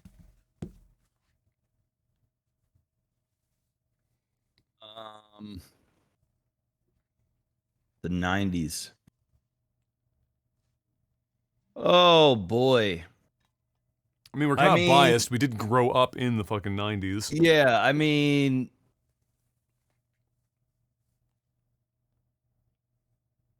I guess for me, because my childhood was the 90s. I don't know, man. The 2000 to 2010 was also pretty memorable. I'm actually probably going to pick the 2000s. Simply because in the 90s I was still really young. Like I don't remember a lot of the 90s. I remember parts of the 90s and sort of the look and feel of the 90s, but the 2000s is where I like started growing up and started forming opinions and becoming the person I am, and it's just more memorable.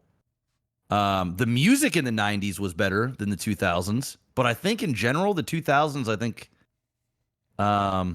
was it for me if I had to pick. I mean, whenever you talk about the best decade, you know, the things that get brought up are like all the socio-political bullshit that happens in that decade and then use that as a basis to say whether or not it was a good or bad decade. But if you ignore the fact, because that shit happens in every fucking decade and it's all garbage. Man, I mean, the 90s was in North America anyway, was like the decade of excess and materialism. Like, if you think now is bad, if you were born in, let's say, the early 2000s, which many of you may very well have been born in the early 2000s that are watching this or listening, you might think that materialism is bad now. The 90s was like fucking peak materialism. Credit cards and credit card spending just came into its own in the early to mid 90s, and every Christmas season was actually insane. The debt that people were racking up because nobody was really yet all that knowledgeable about credit cards and what credit card debt really actually fucking meant. People were just going nuts. And everything was commercialized, even arguably more so than now. I mean, now you get you know, you'll get like Star Wars or Marvel, and they'll obviously have like really specific shit that will pop up where you're like, oh, they're putting that in there because they can make merchandise for it. You know, like the Porgs or whatever the fuck, and then like the BB-8, you know, the bait for that shit. The 90s and really the 80s too was the reverse. You would create a toy, but you'd be creating television to market the toy specifically. It was like you'd started toy, and then you went to the television show, cartoon, or whatever the fuck else. It was like the opposite. Everything was so much about pushing toys and shit to kids, and just, you know, buying, you know, it's still to a degree now, but like buying a car for the wife for Valentine's Day and shit. Just people were just blowing their money in the 90s like crazy. So it was like a really wild, commercials in the 90s were nuts. Like it was like the Wild West, the last little breath of the Wild West pre-internet or pre-internet 2.0 and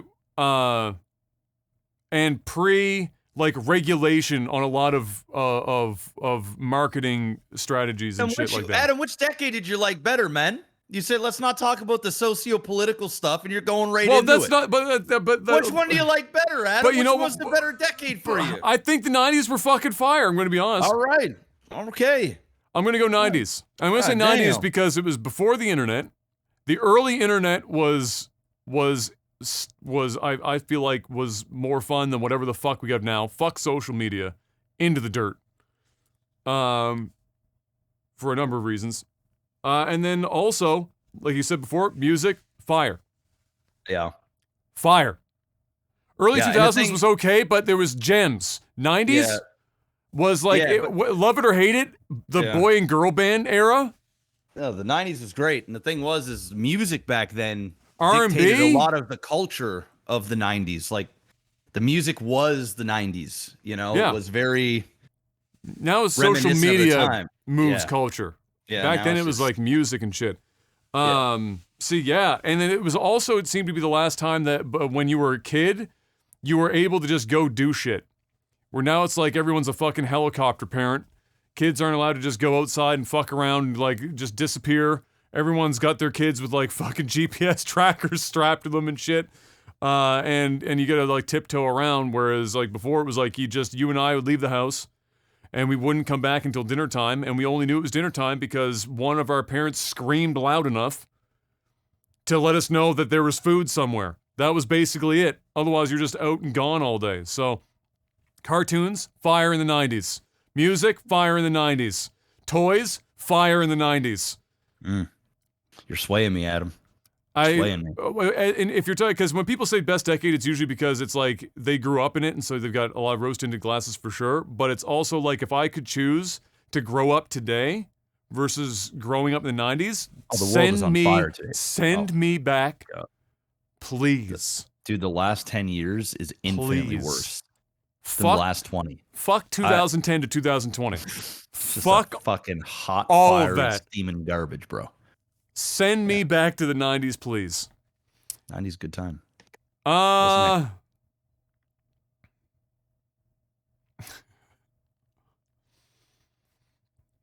Jorbach, this is a very random question. Litter bugs. Do you ever give some asshole the death glare after they toss their wrapper on the ground? What would you unabashedly say to them if some asshole walked past your house and pitch their garbage onto your front lawn? People do that shit too, though. Like, they just fucking throw their garbage anywhere. Like, you're on a residential street and they're just fucking, like... Yeah. Throwing their shit all over the place. I mean, if somebody threw garbage on my lawn, I'd say, pick that fucking shit up. What are you doing? That's basically... That's actually what I'd probably say. Yeah. Like, pick that shit up. Hey. He's what? Hey. Yo. What? The fuck are you doing, man? Pick that shit up. It's my house. That's the exact conversation. That's it. Mark Furry, what's your favorite product of Halifax? Shit. My favorite product? That's easy, man. What's that then? It's Keith's beer, man. It's Keith's. Come on. before or after the fucking Americans bought them and then Oh, moved of all the course it's production? before. I mean, of course it's before, but it's still the creation that came from here. Yeah. You know what?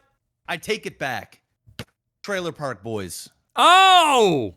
Shit. That is it, without a doubt. Shit. Without a doubt. Shit. Okay. Man, that's a good pick. I'll try to pick something different. Donair. Damn, that's good too. That's damn good. Grab yourself a Keith's, a Donair, and watch the Trailer Park Boys. Oh my You have God. officially hit maximum Halifax. Dude, I'm surprised you haven't indulged in all that of Trailer Park Boys, man. It is. I mean, I've watched such- some, but I haven't watched like Dude. every fucking season or some shit. bro. Well, I think it's all on Netflix as well, man. I think you would absolutely. Is it on Netflix? Yeah, yeah, dude. How have I never once seen it like pop up Trailer Park anywhere? Boys had a big Netflix deal for a while. I think two of their last 3 seasons, I think, were paid from Netflix. Oh wow. And they have movies on there and everything. Trailer Park Boys is one of those things that I liked watching the show, but I preferred just watching like specific clips of scenes. Oh, Like dude. a whole show would drag for me, but like if you pulled out like some Like scenes, 20 I'll I think watch they're- that forever. I think they're really, really short. They're like 24-minute episodes, man. I think if you sat down and you watched it, I even think M would fucking. She be wouldn't like, understand what the a fucking Yeah, I suppose. Yeah, thing. That would be Probably like her would. She watching probably would. Letterkenny. Right It's not over the that- head. it's not that bad, but yeah. Right over the head. But, But anyway, yes, yeah, Trailer those Park are the Boys, that's like it. the holy trinity. Keith's Beer, Donair, Trailer Park Boys. And coincidentally, you can enjoy all 3 simultaneously.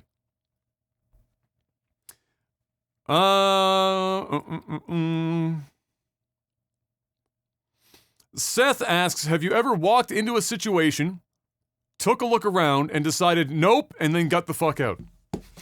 Oh yeah. Oh yeah. I remember very specifically. Oh geez, that's happened many times. Let me see here. Okay, so the most recent one was not my Las Vegas trip, but it was the Vegas trip of my bachelor party. We went to a strip club, and was it my bachelor party? It wasn't my bachelor party, so it was two Vegas trips ago. This was a different time. Went to the strip club, and myself and Wayne, make it not Wayne here, but Make It Wayne from the stream. Yeah. We went to the strip club, and it was a multi-level strip club, and we went inside. We went up a level, and when we went in there, it was just dudes, just dicks swinging, girls laying there while dicks were just, swinging and dinging and linging. Were they at least impressive dicks? I mean, I didn't see it long enough to like really. Oh, you should have assessed the situations, because you gotta bro. slow clap a dude fucking walking around just slapping girls in the face Dude. with a dick. That's just impressive. Dude, we walked in and I noped the fuck out. I remember that. I remember taking a turn. The other big nope was I remember in high school. I had some people that gave me a hard time in high school, and there's some pretty racist assholes that I went to school with. Yeah. And I remember there was a girl that we kind of like flirted with each other and stuff like that. And she was at a party, and she ended up texting me and asked me to go over to this party.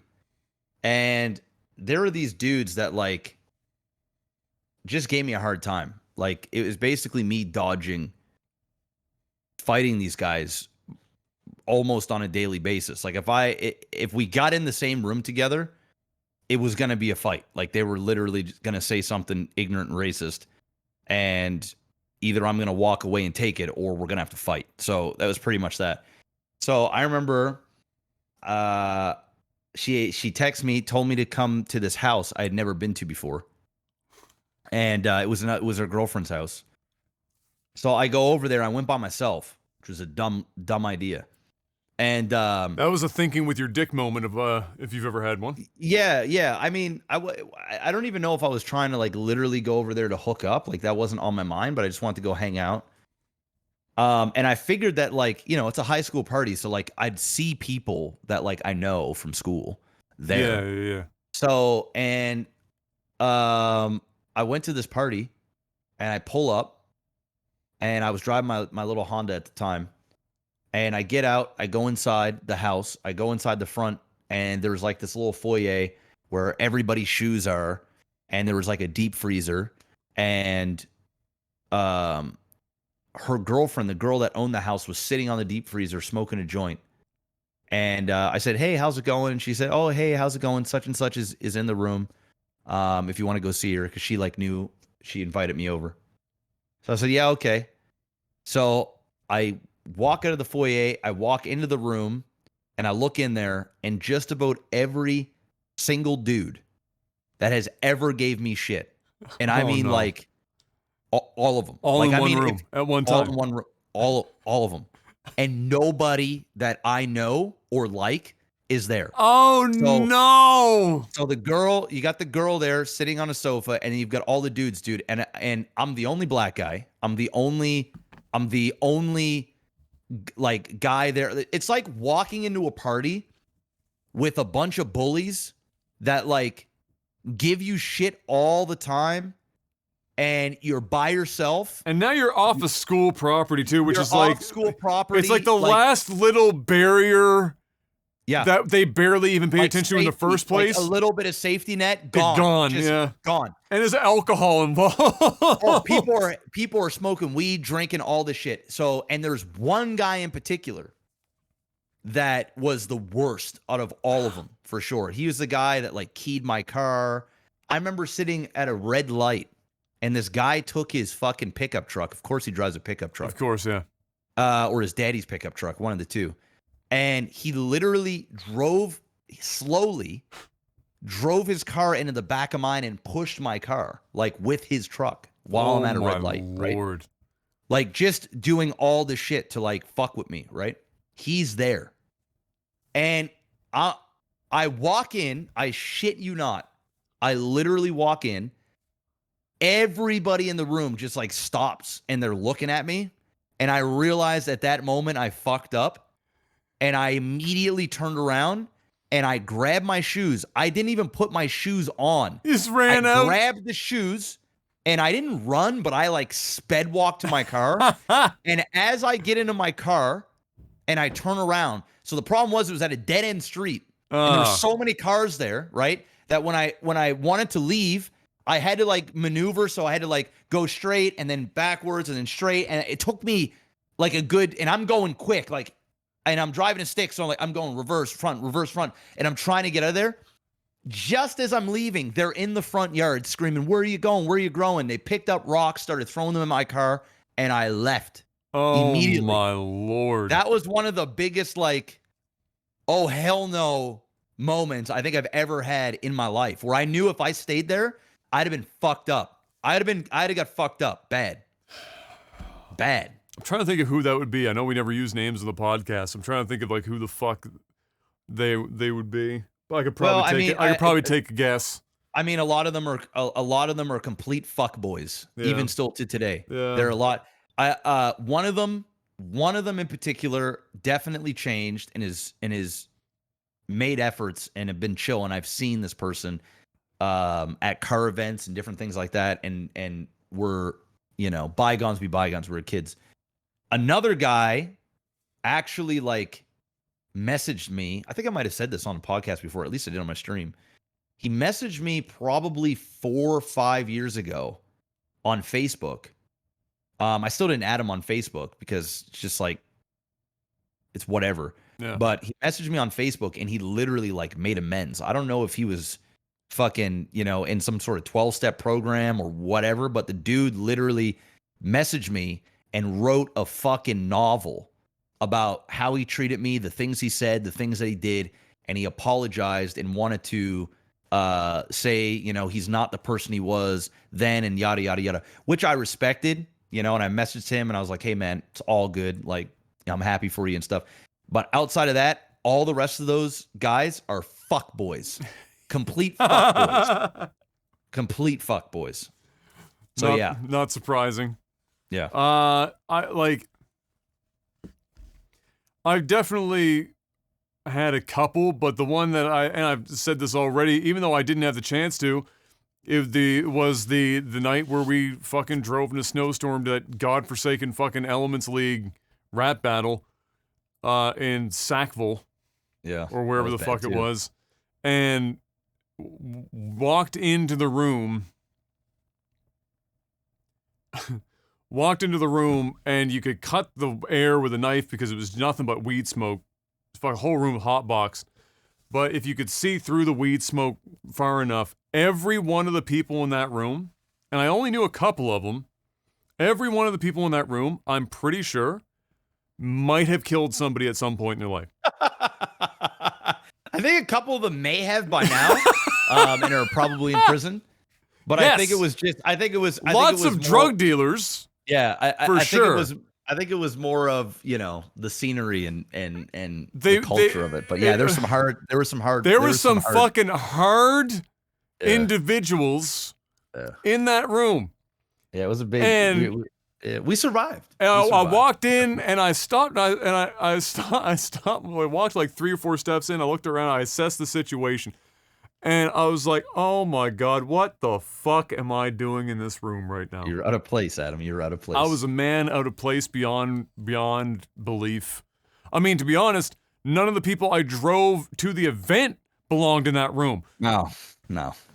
Yeah, good times. I've had so many of those. That was probably it. I mean, there's a couple guys in there specifically that I'm almost positive at least have the capacity to kill somebody. It was not a pleasant thing. So I didn't. The problem is I didn't get a chance to turn around and leave because I had to drive some people back. So I just had to kind of, you know, mind my own fucking business. Yep, that's what you got to do. And wait that bad boy out.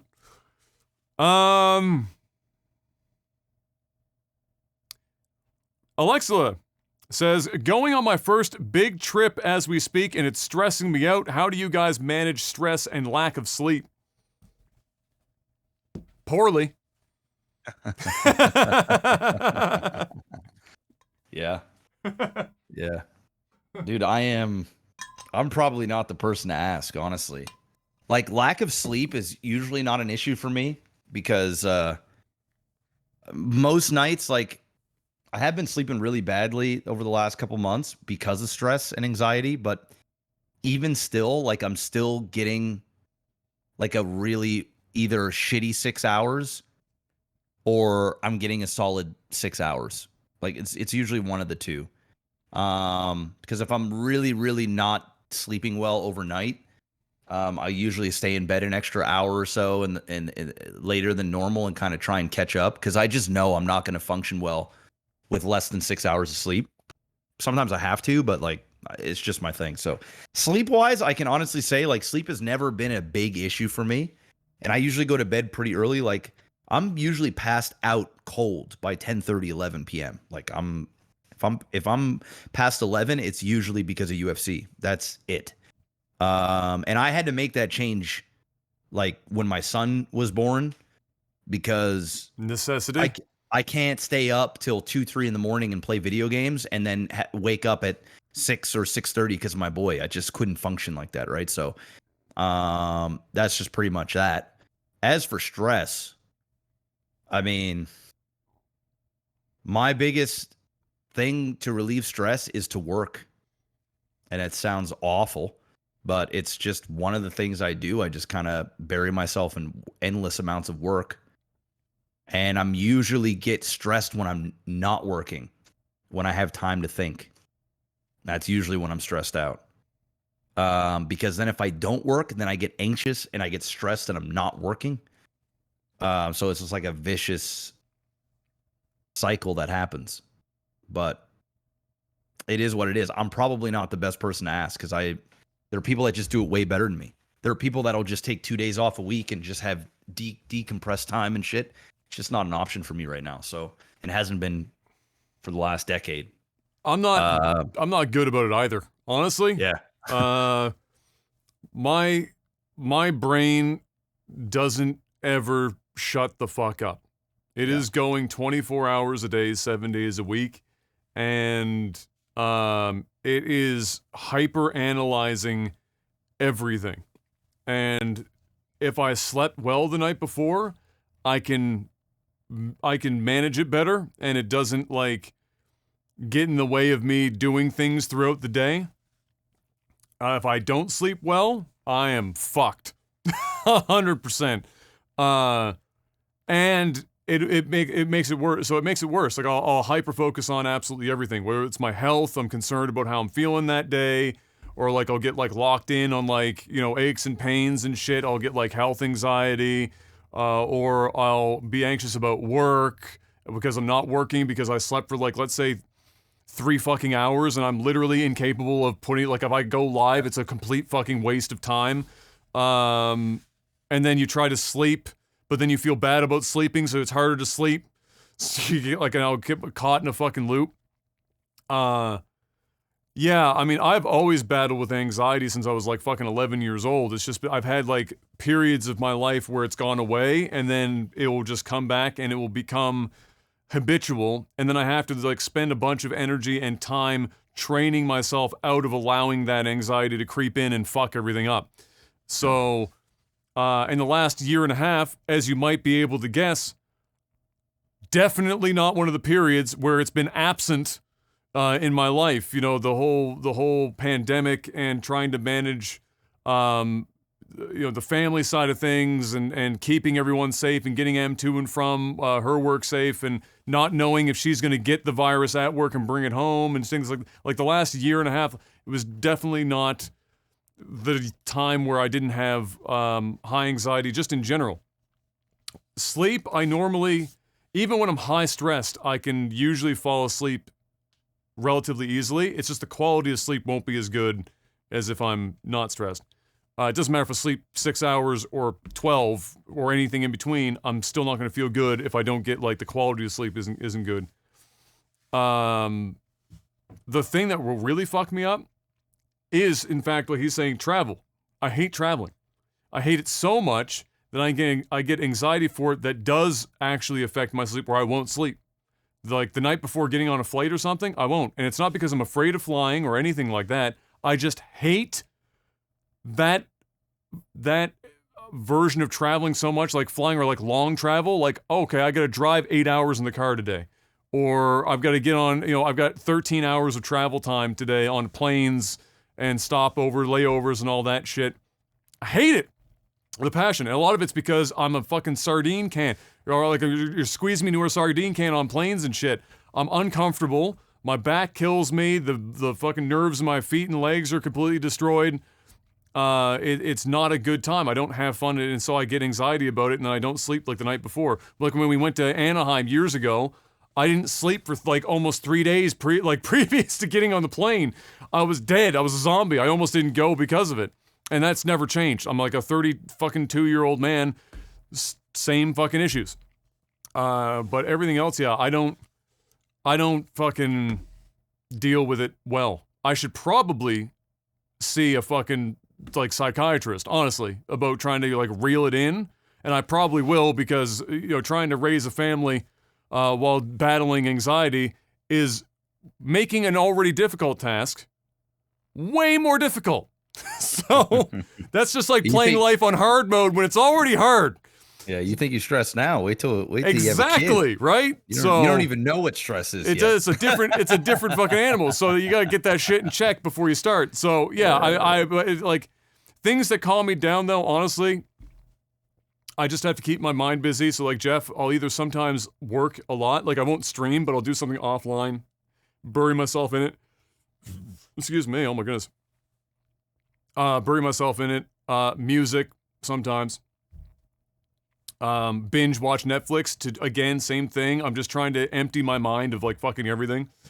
And then otherwise, and this will only earn bonus points with the 3 women that watch or listen to this, just spending time with my girlfriend calms me the fuck down.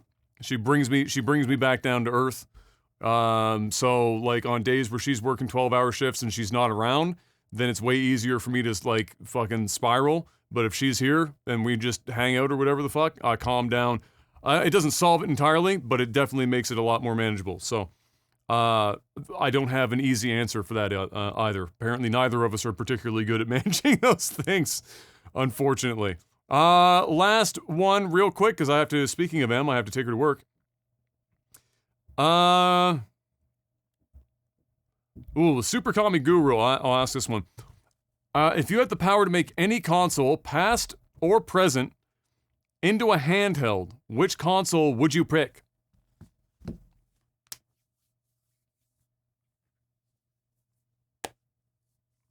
Into a handheld? Yeah, past or present.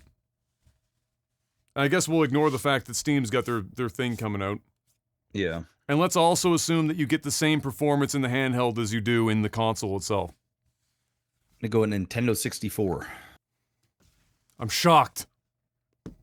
It's a good pick. I'm going to go with... Man.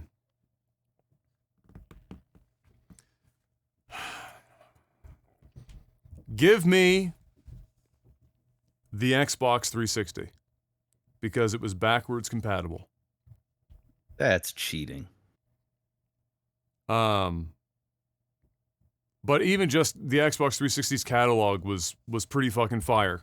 And I'd love to see that quality or that fidelity of game in handheld mode would be kind of fun. And if not, then I'd just take Super Nintendo would be awesome. Super Nintendo would be awesome. I guess the thing is, like, almost anything can run that shit. But yeah, a handheld version of the Super Nintendo would be good. Almost any of the old consoles, they all have great libraries. I mean, PlayStation 1, PlayStation 2, Nintendo 64, Super Nintendo, first Xbox, fucking Xbox 360, PlayStation 3, you know, maybe not the GameCube, it had like 4 games, but pretty much everything else you could run with. But I'd take the 360, I think, is my pick for that. All right. And that's it! Ladies and gentlemen, that's the show. It's our Tech Off podcast. We made it happen. We almost reached 2 hours despite the complete lack, thanks to talking about titties on Twitter. That's the segment name we could have had. It could have been Titties on Twitter. Could have been a great segment name, but we'll get banned. We can't do it. But I might have to name this podcast Don't Hit That Like Button. There you go. Ladies and gentlemen, we will see you guys next week. Thank you so much for stopping by, whether you're here live or listening to us on the RSS feeds. Patreon.com/LikeTV if you want to financially support this bad boy and keep the train moving and on the tracks. And until next week, thanks once again, and peace! Peace!